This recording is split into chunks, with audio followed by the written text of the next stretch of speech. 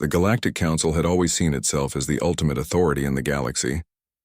Representatives from countless star systems, planets, and civilizations gathered in its towering chambers to discuss matters of trade, diplomacy, security, and law. Every member prided themselves on centuries, sometimes even millennia, of experience in governing interstellar affairs. They believed that nothing in the galaxy could surprise them, because they had seen every type of species, every kind of technology, and every possible strategy. However, there was one species that was beginning to challenge that belief: humans. At first, humans were considered just another fledgling species trying to join the interstellar stage. They had only recently discovered the secrets of interstellar travel, and their fleets were small compared to the massive armadas of older civilizations. Most council members assumed that humans were primitive and unprepared for any serious conflict. Their technology was innovative but untested in large-scale battles. Their numbers were limited, and yet whispers began to circulate that humans were achieving things that no one thought possible. The stories started as rumors, easily dismissed over a cup of synthesized tea or a quiet conversation in one of the council's many observation decks. But as the months passed, the rumors grew harder to ignore. Reports came from scouts, traders, and even spies, detailing incidents where humans had surprised more advanced species.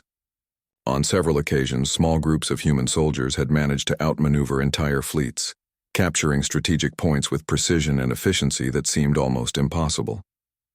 The Council was initially reluctant to take these accounts seriously. Humans, after all, were supposed to be weak. What threat could a handful of untested beings pose against the galaxy's established powers? But as the incidents accumulated, a pattern emerged. Humans were not simply lucky or aggressive. They were smart, adaptable, and unpredictable. The Council's sessions, which were normally calm and polite debates, began to change. Ambassadors from older and more powerful species became increasingly anxious whenever human matters came up. There were quiet conversations, whispered warnings, and subtle gestures of concern. One senior council member, a seasoned diplomat with decades of experience, finally broke the silence during a meeting. "We may have underestimated them," he said. His words, though carefully measured, carried weight. The chamber fell silent. Even the most confident members could not dismiss the possibility that humans were far more capable than anyone had anticipated. The term special forces began to appear in intelligence, reports, and offhand remarks. Humans had developed elite units trained not just for conventional combat, but for missions requiring extreme skill, intelligence, and creativity. Unlike other species that relied heavily on numbers, overwhelming firepower, or advanced technology alone, humans seemed to combine all these elements in a way that was entirely their own. Their special forces were capable of striking fast, vanishing without a trace, and leaving chaos in their wake. The stories of these soldiers spread quickly, and even council members who had never seen a human in action began to feel a sense of unease. The human's ability to adapt was one of the most alarming aspects for the Council. In battles reported across several sectors, humans faced enemies with superior technology, vast numbers, and complex strategies. Yet they found ways to exploit weaknesses, often in ways that no other species could predict. One council record described a human unit infiltrating an enemy base disguised as something completely unexpected, then disabling critical systems without firing a single shot. Another report detailed humans turning a seemingly hopeless situation into a decisive victory by using the environment, unconventional tactics, and sheer audacity. These were not the actions of ordinary soldiers. They were the work of beings who thought differently, who saw possibilities that others could not even imagine. Council members could not ignore the growing evidence. Many of them had presided over conflicts where their own armies had struggled against rivals of equal or lesser strength. They understood the calculations of strategy, the balance of technology and resources, and the psychology of warfare. Humans, however, seemed to operate on a completely different level. They were unpredictable, and unpredictability in war was a dangerous thing. It meant that the Council could no longer rely solely on the assumption that superior numbers or technology guaranteed victory. The human special forces were a living proof that courage, intelligence, and adaptability could rival even the most advanced civilizations. Even more unsettling for the Council was the speed at which humans were learning. Unlike other species that relied on tradition and rigid hierarchies, humans were quick to analyze their mistakes, improve their tactics, and evolve their strategies. Every encounter, no matter how small, became a learning opportunity. The Council had seen species that took centuries to develop new technologies or tactics. Humans did it in months, weeks, and sometimes even days. Their rapid growth and adaptability created an almost exponential threat. A species that was not only effective now but could become exponentially more dangerous in the near future. Within the Council chambers, debates grew tense. Some members argued for patience, claiming that humans were still untested and that caution, not panic, should guide their actions. Others urged immediate measures to monitor, contain, or even confront humans before they became too powerful. Every argument reflected an underlying fear that humans could not simply be ignored. Even the most confident diplomats realized that dismissing this species as primitive could be a catastrophic mistake. The Council had a history of underestimating rising powers, and history had rarely been kind to those who made that error. Outside the Council, human activity continued almost unnoticed. Most humans went about their daily lives, unaware of the ripples they were causing across interstellar politics. Their fleets expanded cautiously, their scientists worked tirelessly to improve technology, and their military conducted training exercises designed to prepare them for any eventuality. What made humans truly formidable, however, was not just their equipment or numbers, it was their mindset. Unlike many species that valued order, hierarchy, and predictability, humans thrived in chaos, uncertainty, and improvisation. They turned obstacles into opportunities and challenges into victories. This mindset, almost alien in its own right, became a source of deep concern for the Council. The Council's anxiety grew each time new intelligence arrived. Reports of small human units defeating entire enemy squads or sabotaging critical systems became increasingly frequent. Their tactics were described as unconventional, brilliant, and terrifyingly effective. Some Council members began to fear that even without their special forces, humans' regular armies could still pose a significant threat if properly mobilized. The mere idea that an entire species, so recently introduced to interstellar travel, could challenge the established powers of the galaxy was unthinkable. Yet the evidence was clear. Humans were different. Humans were dangerous. By the end of this period, the Council could no longer maintain a facade of casual dismissal. Humans were no longer a curiosity or an emerging species to watch in the long term. They were now an immediate concern. The concept of special forces became shorthand for human ingenuity, adaptability, and raw effectiveness in conflict. Even members who once scoffed at human capabilities quietly admitted that these elite units were something to be feared.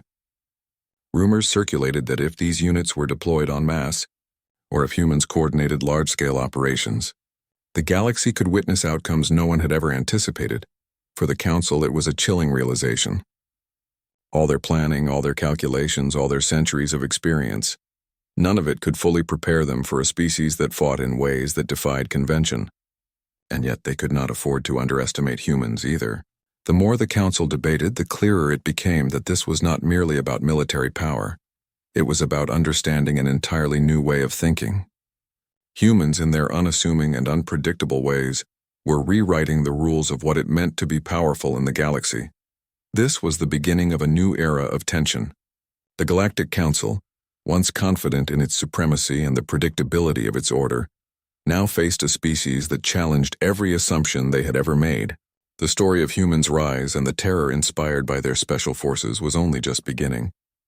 Each Council session, each report, each whisper reminded them of a simple, unsettling truth. Humans were not to be underestimated. The galaxy, as they knew it, was about to change forever. Humans were still considered a young species in the galactic community, but they had quickly shown that appearances could be deceiving. While many older civilizations relied on vast fleets, ancient weaponry, and centuries of formal military traditions, humans brought something different to the table: ingenuity, adaptability, and a willingness to take risks that others would never even consider. Their special forces, in particular, had begun to attract attention and fear across the galaxy. Unlike conventional armies, these elite units did not follow predictable patterns. They trained for situations that no one could foresee, learned quickly from every encounter, and always found ways to exploit weaknesses in their enemies' strategies. The selection process for the Special Forces was rigorous. Candidates were chosen not just for their physical strength or technical skills, but also for intelligence, creativity, and mental resilience. Humans understood that warfare was not only about weapons. It was also about thinking, planning, and improvising under pressure. Those who became part of these elite teams were trained to operate independently, often in small squads, capable of accomplishing missions that larger forces could not. Each human soldier was taught to analyze situations in real time, anticipate enemy moves, and make split-second decisions that could turn the tide of battle. Their training extended far beyond the battlefield. Humans were drilled in languages, cultures, and technologies of other species, allowing them to blend into environments that would be impossible for others. A human unit could infiltrate an enemy base disguised as workers, diplomats, or even civilians, all while gathering intelligence and sabotaging critical systems. They learned to adapt to alien landscapes, gravity, and atmospheric conditions, which gave them a distinct advantage over other species that were slower to adjust. Humans did not just train for war, they trained to understand their enemies better than the enemies understood themselves. One of the first operations that brought widespread recognition to the Special Forces was a mission against a fortified outpost held by a notoriously aggressive alien species. The outpost was considered nearly impregnable, with layered defenses, automated turrets, and a sizable garrison. Conventional military advisors had calculated that a direct assault would result in catastrophic losses. Yet a small human unit, no larger than a handful of soldiers, managed to infiltrate the outpost under the cover of darkness. They used a combination of stealth, misdirection, and clever technology to disable defenses, isolate enemy leaders, and seize control without engaging in open combat. The mission was completed quickly, efficiently, and with minimal casualties. News of this operation spread like wildfire through galactic channels. Other species began to whisper in astonishment, asking how such a small group could accomplish what entire fleets had failed to do. Analysts pored over the reports, trying to find patterns, weaknesses, or explanations. But humans, by their very nature, defied conventional logic. Their actions seemed chaotic, unpredictable, yet every move had a purpose. It was as if they were playing a game in which only they knew the rules. For the Council, this was deeply unsettling. The idea that humans could achieve such feats with so few resources challenged every assumption about power, strategy, and warfare. Another defining feature of the human special forces was their use of improvisation. Unlike other species which relied heavily on standard procedures, pre-programmed tactics, and strict chains of command, humans were encouraged to think creatively. In one encounter, a human squad faced an enemy patrol while transporting critical intelligence. Instead of engaging directly, they triggered environmental hazards to distract the enemy, then used a series of complex maneuvers to evade capture. What made this so remarkable was that the humans did not need detailed plans in advance. They assessed the situation in real time, adjusted their tactics on the fly, and executed a solution that no one else could have predicted. This adaptability made them incredibly difficult to counter. Humans also excelled in psychological warfare. They understood the value of fear, surprise, and uncertainty in breaking an opponent's will.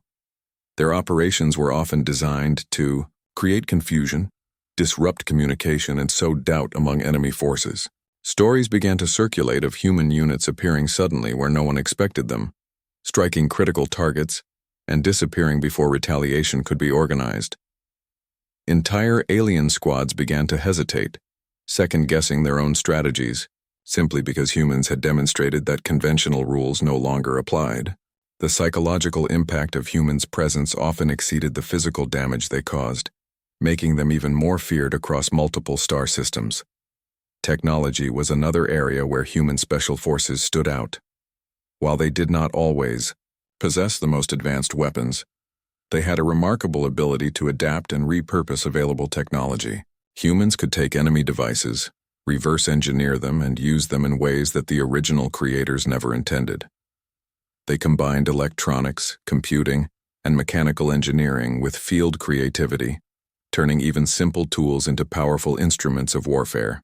Their capacity for rapid innovation made each mission unpredictable, even for other highly advanced civilizations. Humans were not bound by tradition or protocol. They made their own rules, and that unpredictability became their greatest strength.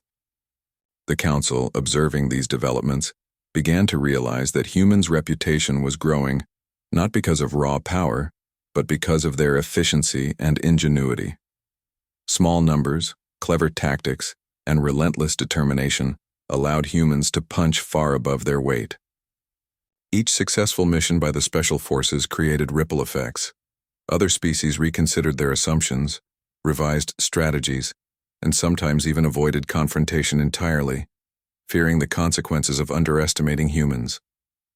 Over time, it became clear that these elite soldiers were not just a military asset.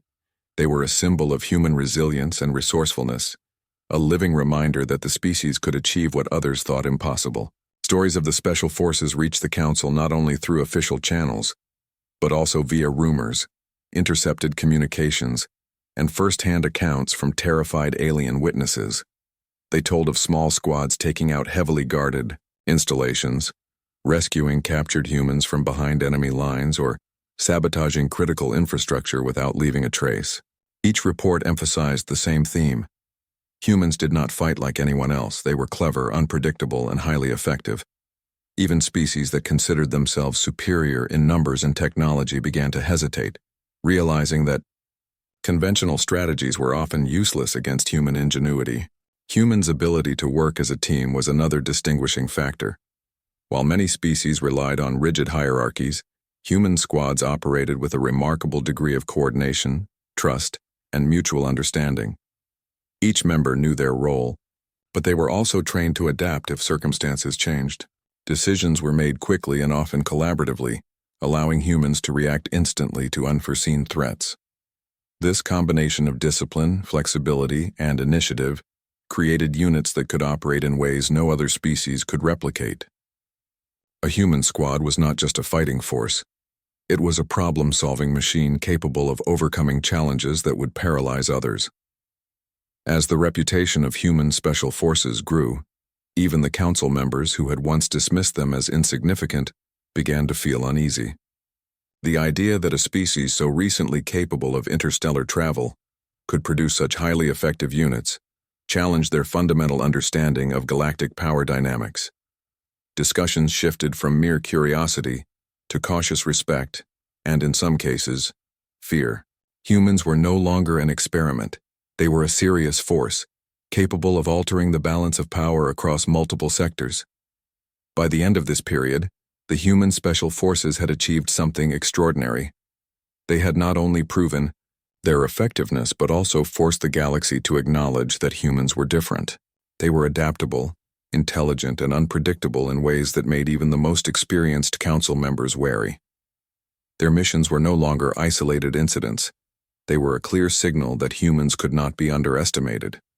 The whispers, once dismissive, had become serious discussions, and the term Special Forces had transformed from a simple label into a phrase that evoked both admiration and fear. It became clear that humans were rewriting the rules of warfare. They were small in number, but their impact was enormous. They did not rely on overwhelming firepower, they did not need vast numbers, and they did not conform to traditional strategies. Instead, they used their creativity, intelligence, and adaptability to achieve results that seemed impossible. Every operation they undertook left behind a story, a lesson, and a warning. Humans were capable, humans were clever, and humans were not to be underestimated. In the larger galactic context, the Special Forces became a symbol of human potential. They demonstrated that raw power was not the only measure of strength, and that intelligence, adaptability, and teamwork could achieve feats that even the most advanced civilizations found intimidating. For the Council, this was a turning point. No longer could they ignore the humans, for these small elite units had shown the galaxy that humans were a force to be reckoned with, capable of shaping events far beyond what anyone had imagined. The Galactic Council had always been a place of measured debate and careful planning. Representatives from countless civilizations gathered in towering chambers, each bringing the pride, knowledge, and traditions of their own species. They discussed trade, law, exploration, and diplomacy, often taking months to reach a decision on matters that could affect multiple star systems. For centuries, they believed that their experience, advanced technology, and sheer political weight made them untouchable. Yet now, all that confidence was being shaken by the rise of humans, and more specifically, their special forces. It began as simple curiosity. At first, the Council viewed humans as a minor species, one that had only recently entered interstellar travel. Reports of human victories were initially dismissed as exaggerations, anomalies, or lucky circumstances. After all, how could a species so young with so few resources and a relatively small fleet pose a real threat to civilizations that had been perfecting war and strategy for thousands of years? But as more reports came in, it became impossible to ignore the pattern. Humans were not just winning. They were winning against all expectations using methods no one could predict. This realization sparked the first signs of panic among the council members. In meetings that were usually polite and structured, debates began to grow tense. Some members spoke in hushed tones, their voices tinged with worry. Others tried to argue that humans were still small in number, that their victories were isolated incidents, and that overconfidence might be their weakness. Yet even these arguments could not shake the mounting evidence. Humans had a skill set, mentality, and adaptability that surpassed what most civilizations had ever encountered. The Council's intelligence divisions had been tracking human movements for months, compiling detailed reports on every known operation. They examined tactics, battle strategies, and the composition of human forces. Analysts noted the humans' creativity in planning missions, their efficiency in achieving objectives, and their uncanny ability to exploit enemy weaknesses. Each report made the Council realize that humans were fundamentally different from other species. They did not follow predictable patterns. They did not rely solely on overwhelming firepower, and most alarmingly, they seemed capable of learning and evolving faster than anyone had anticipated.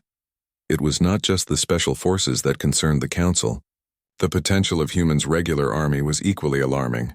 While the elite units were small and specialized, the regular human military demonstrated remarkable discipline, resilience, and adaptability. Even without the specialized training of the special forces, human soldiers displayed ingenuity on the battlefield, improvising solutions to complex problems and using whatever resources were available to achieve their objectives. This meant that if humans mobilized their full army, the consequences could be catastrophic for any species underestimating them. Council sessions grew increasingly fraught with tension. Veteran ambassadors who had seen countless conflicts and negotiated treaties in the past began to speak openly about the danger humans posed. Some proposed monitoring humans more closely, deploying spies and scouts to gather intelligence on every fleet movement. Others suggested that preemptive measures might be necessary, arguing that humans' unpredictable nature could allow them to gain control of critical star systems if left unchecked. The debate was heated, but the underlying emotion was clear: fear.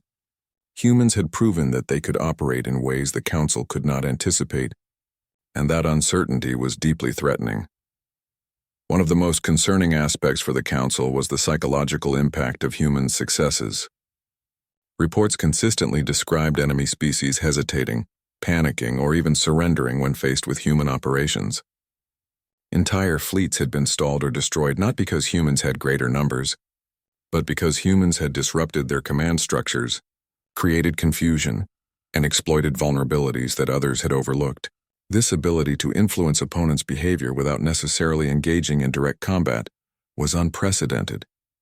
It meant that humans could achieve results beyond conventional military calculations, undermining the Council's confidence in their own systems of power.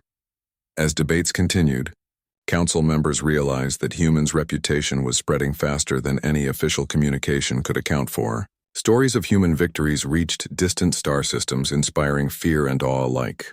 Even species that had not directly encountered humans began to adjust their strategies, assuming that if humans were involved, outcomes could never be predicted.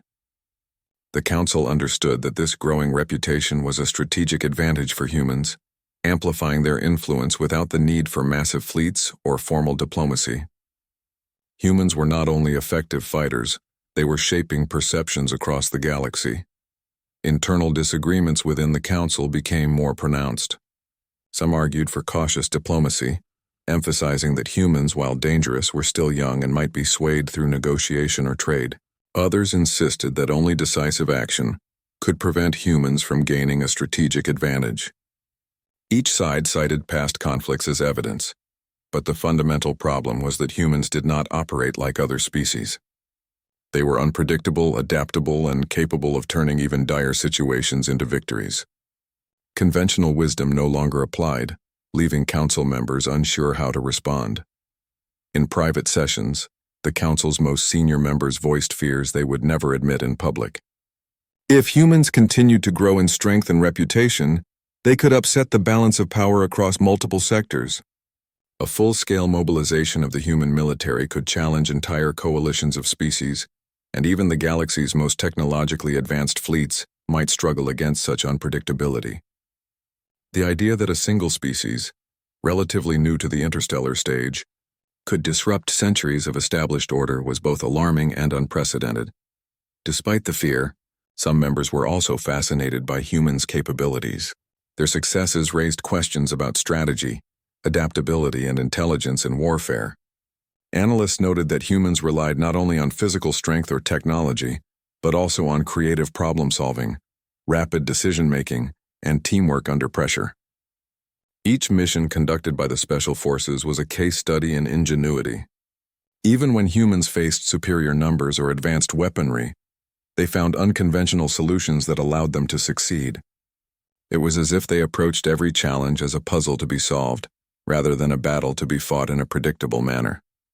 The more the Council studied human operations, the more they realized that humans' unpredictability was their greatest strength. While other species meticulously planned and adhered to protocols, humans thrived in situations where rules did not apply. They improvised, adapted, and exploited every advantage, no matter how small. This meant that no matter how prepared a fleet or army thought it was, humans could always find a way to gain the upper hand. The Council recognized that humans had not only mastered the art of war, they had redefined it. Meanwhile, humans continued their operations across multiple star systems. They conducted missions that demonstrated both courage and cunning, often achieving objectives that seemed impossible. Their successes were amplified by their ability to remain flexible, learn quickly from mistakes, and exploit any opportunity. Each mission reinforced the perception that humans were a species unlike any other, capable of achieving results that defied conventional expectations. For the Council, every new report was a reminder that humans were not just a threat. They were a force that could not be ignored. By this point, fear had become a constant undercurrent in Council discussions. No longer could humans be dismissed as a minor concern or an isolated anomaly.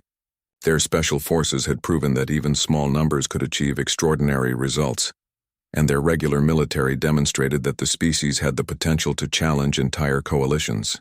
The Council faced a difficult dilemma: how to respond to a species that could not be predicted, contained, or underestimated. Diplomacy alone seemed insufficient, and military action carried significant risks. Humans had forced the Council to confront a new reality, one in which conventional assumptions about power no longer applied. As the Council debated strategies, they also became aware of a larger truth. Humans were not only effective fighters but also intelligent strategists. Their ability to analyze situations, anticipate enemy actions, and execute complex plans with precision made them exceptionally dangerous. Unlike other species that relied on brute force or overwhelming numbers, humans combined ingenuity, teamwork, and adaptability in ways that few could match. It became clear that human success was not accidental. It was the result of careful planning, skillful execution, and an innate ability to thrive under pressure. By the end of this period, the Council had reached an uncomfortable consensus. Humans were no longer a curiosity to be observed. They were a serious threat that demanded constant attention. The Special Forces had become a symbol of human potential, demonstrating that a small number of highly trained, adaptable individuals could achieve outcomes that even the most powerful civilizations found daunting. The regular human military, capable of mass mobilization and rapid learning, added another layer of concern. Together, these forces represented a level of unpredictability that the Council could not ignore. The growing fear of humans had a profound impact on the Council's policies and discussions. Strategies were revised, fleets were repositioned, and intelligence operations were intensified. Even species that had previously dismissed humans as insignificant began to take precautionary measures, anticipating that human forces could strike at any time, anywhere. The Council realized that humans had not only achieved victories, they had reshaped the way the galaxy viewed power, strategy, and the potential of a single species. ChatGPT said, "The rumors about humans had already spread far and wide across the galaxy. But everything changed after one mission, the mission that would make their name legendary. It started when a powerful coalition of alien species formed a joint fleet to take control of a critical planet. This planet was more than just land and air.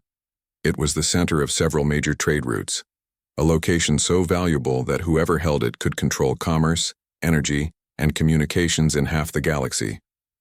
The Council believed this was the perfect opportunity to test the humans, to finally prove that all their stories were exaggerated.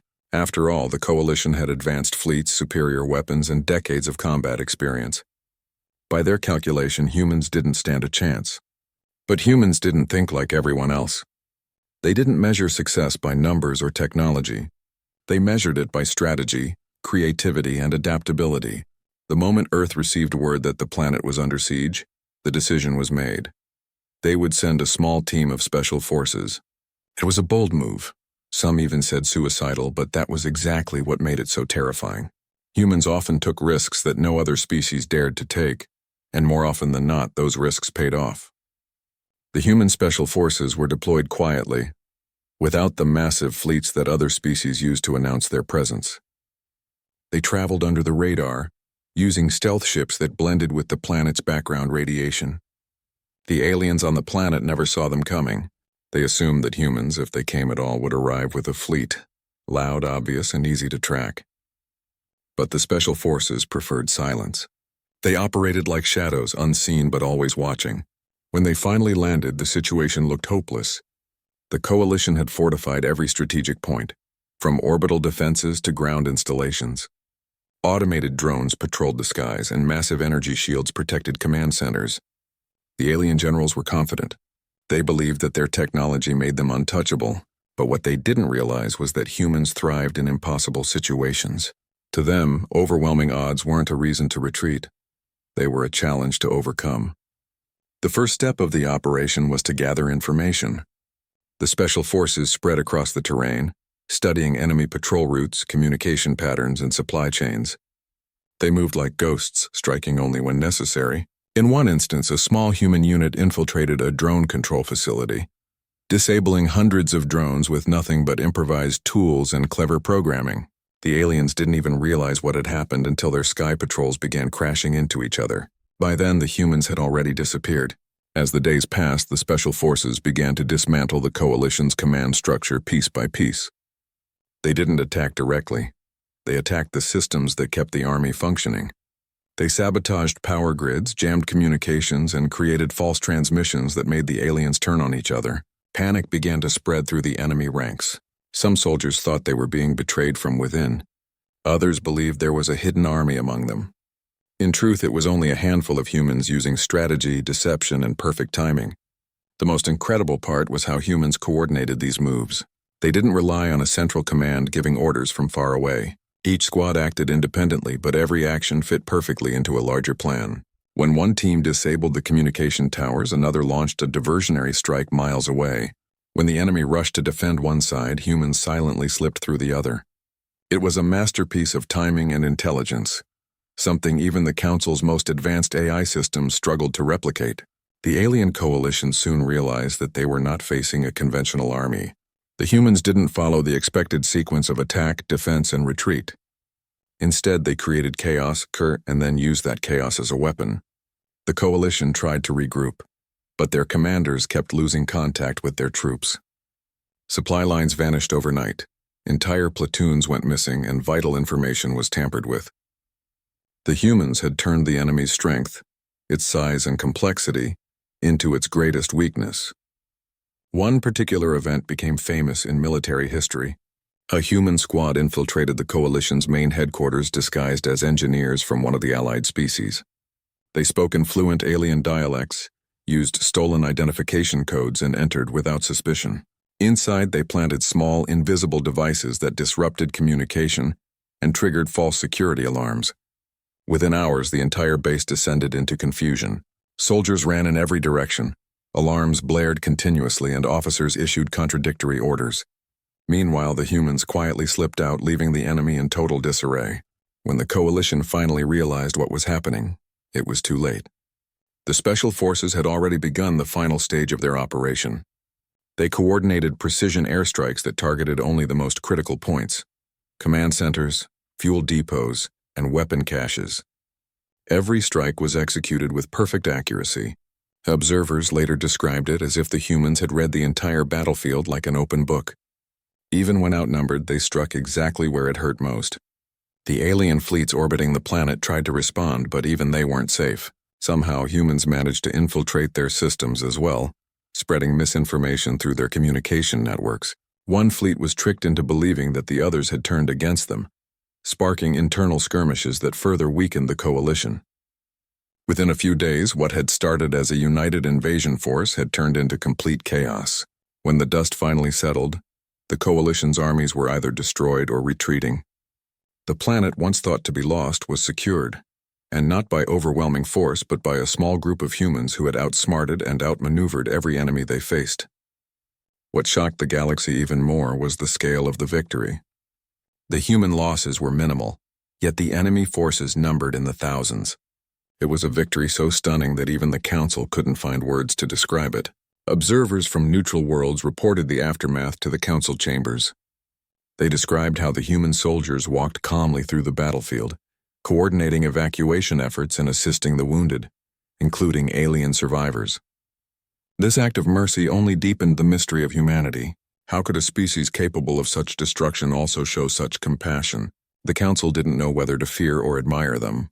The news spread like wildfire across the galaxy. Entire civilizations that had once looked down on humans began to reconsider their assumptions. If a handful of humans could achieve this, what would happen if the full human military were deployed? What if entire fleets equipped with that same creativity and determination were unleashed in a galactic war? The thought alone was terrifying. Inside the Council chambers, fear turned into silent respect. Members who had once mocked humanity now spoke cautiously about strategic cooperation and peaceful engagement. The older species realized that direct confrontation would be a disaster. The humans had proven they could win even when the odds were impossible, and now their name alone carried weight. The phrase human special forces became something more than military terminology. It became a warning, a legend, a reminder that intelligence and adaptability could overcome any power. For the special forces themselves, the mission became a defining moment. They had not only saved a planet, but had shown the galaxy that humans could not be underestimated. Each member returned home quietly, without grand speeches or parades. They did not fight for fame or fear. They fought to prove that survival and courage meant more than technology or numbers. To them, this was not about glory. It was about showing that humans could stand among the stars and hold their own. Even among their enemies, there was an unspoken acknowledgement of respect. Alien commanders who had once called humans reckless or primitive now studied their tactics, trying to understand how they had managed such a victory. But studying humans was like studying chaos. Every time you thought you understood them, they changed again. That was what made them dangerous. That was what made them unstoppable. As the years went by, this mission was remembered as the event that changed everything. It became the story told in every military academy, the operation that made even the most powerful fleets hesitate before challenging humans. It wasn't just about victory, it was about rewriting the very definition of warfare.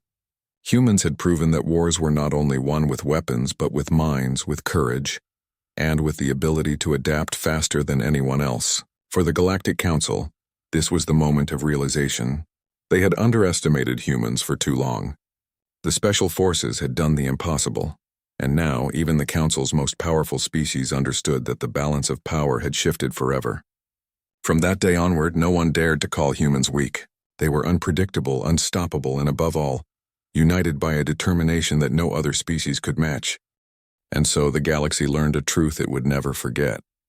Humans were not the strongest because of their weapons or technology. They were the strongest because they refused to accept defeat. Wherever they went, fear and respect followed. And every member of the council knew that if the special forces were this powerful, then the full strength of the human army was something the galaxy should pray never to face.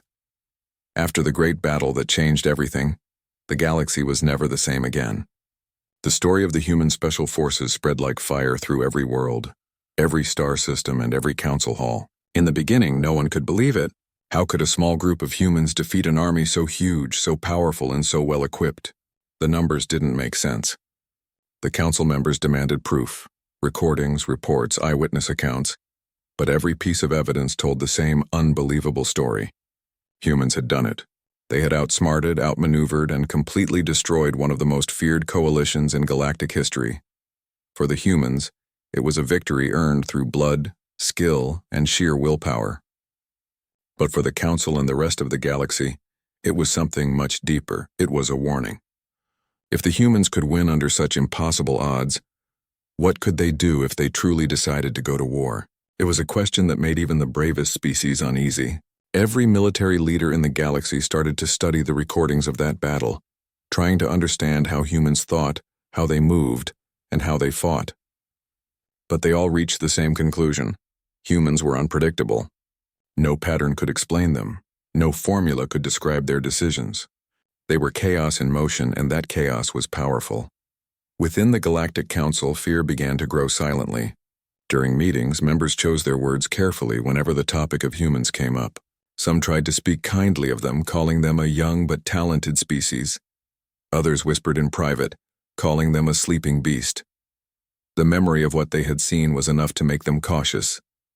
For centuries, the Council had believed they were the ultimate authority in the galaxy, but now they weren't so sure. The humans had shattered that illusion. Meanwhile, back on Earth, life slowly returned to normal. The special forces who had taken part in the operation were celebrated as heroes, though they never saw themselves that way. To them, it was simply their duty, to protect, to adapt, and to survive. They didn't boast about their victory. They didn't hold grand parades or demand rewards. They returned to their families quietly, carrying the weight of what they had seen. Some of them still woke up in the night, remembering the screams, the explosions, the chaos. But deep down, they all knew that what they had done would be remembered forever. The Earth government tried to stay humble in the eyes of the galaxy. They didn't want to appear like conquerors. Instead, they offered to share knowledge and technology for peace. Yet even their peaceful gestures were seen as intimidating. When a human ambassador walked into a council hall, every other representative went silent. Their calm, steady gaze reminded everyone of the warriors who had destroyed a galactic fleet with precision and courage. The council began to realize that the true power of humans wasn't just their weapons, it was their mind. What truly shocked the galaxy was how humans reacted to victory. They didn't demand surrender from the defeated species. They didn't destroy what was left of the coalition fleets. Instead, they helped rebuild. Human engineers repaired alien ships, their medics treated alien soldiers, and their diplomats offered fair peace agreements. It was confusing for the other races. How could a species so dangerous also be so compassionate? How could the same hands that built weapons also heal wounds? It made no sense. And that mystery only made humans more terrifying. Across the galaxy, young alien cadets started studying human tactics. Military schools began teaching courses called the Human Method. They learned about flexibility, adaptability, and emotional intelligence, traits that were once seen as weaknesses but were now recognized as strengths. Many realized that the human ability to feel, to fear, to hope, to care, was the very thing that gave them their power. They didn't fight like machines, they fought with purpose, with meaning. That made them impossible to predict, and even harder to defeat. The Galactic Council eventually sent a formal delegation to Earth. They wanted to discuss security cooperation, but everyone knew what it really meant. They wanted to make sure humans stayed peaceful. The meeting was held in Geneva, inside a transparent dome overlooking a calm lake. Human leaders sat across from alien ambassadors, their expressions calm and confident. The atmosphere was tense but respectful. For the first time, the Council spoke to Earth not as superiors but as equals. During the discussions, one of the alien delegates asked a question that would later be remembered throughout history. He said, "What is it that drives your people? How do you keep fighting when there is no hope?" The human commander who led the special forces looked at him for a long moment before answering. His words were simple, but they carried the weight of generations. "We fight because we must. Because if we don't, no one else will. Hope isn't given to us, we make it ourselves." Those words spread through the galaxy like a new kind of fire, not of fear, but of understanding. For centuries, many species had lost the meaning of courage. They had relied too much on technology, on comfort, on the idea that wars were fought by machines, not people. But humans reminded them that true strength came from the will to survive, from the spirit that refused to give up even when the universe seemed against you. Over the years, the humans became both respected and feared. Their special forces were requested for joint operations, though few dared to stand beside them in battle. Stories of their missions became myths, tales told in quiet voices across star systems. Some said the special forces could appear anywhere without warning. Others claimed they could fight for days without rest. Whether the stories were true or not didn't matter. They served their purpose. The galaxy believed them, and that belief was enough to keep most threats away. But while others were cautious, humans continued to explore. They sent ships beyond known territories into places no council member had ever dared to go. They colonized harsh worlds, adapted to toxic atmospheres, and built settlements in dangerous regions. Every time the galaxy thought humans had reached their limit, they went further. They weren't satisfied with safety. They sought challenge, growth, and discovery. That was what made them different. Eventually, even the Council realized that the galaxy's future would depend on humanity. The balance of power had shifted forever. No longer could older civilizations control the younger ones through fear or politics. Humans had changed the rules. They had proven that bravery and intelligence could defeat any empire, and that made them symbols of hope for smaller worlds. New species that joined the galactic community looked to humans as examples, not because of their strength, but because of their spirit. And yet, deep inside the council chambers, fear never completely disappeared. The thought remained, what if one day humans turned their power against them? What if their anger, once unleashed, could not be stopped? To prevent that, the council chose a path of cooperation. They signed treaties, shared technology, and offered humans a permanent seat in the Galactic Council. It was partly respect, partly caution. After all, it was better to have humans as allies than as enemies. As for the special forces, they continued to operate quietly, their missions hidden from public view. They became legends not only to aliens but to their own people. Young recruits dreamed of joining them, of becoming part of the invisible shield that protected humanity among the stars. Each generation carried forward the same values: courage, adaptability, and mercy. Their creed remained unchanged. We fight not for conquest, but for survival and peace. Years later, the commander who had led that legendary mission was invited to speak before the entire Galactic Council. The chamber was filled with thousands of beings from different worlds. When he stepped onto the platform, silence fell. He looked around the hall, his expression calm, his voice steady. "We do not seek war," he said. "But know this, if war finds us again, we will not run. We will stand, we will fight, and we will endure, because that is what it means to be human." The council stood in silence, not out of fear, but out of respect. They understood then that humanity was not a threat to be controlled, but a force to be acknowledged, a new chapter in the story of the galaxy. The humans had earned their place not through conquest, but through courage. Their special forces had shown that true power came not from domination, but from the strength of the human spirit. From that day forward, the galaxy treated humans differently.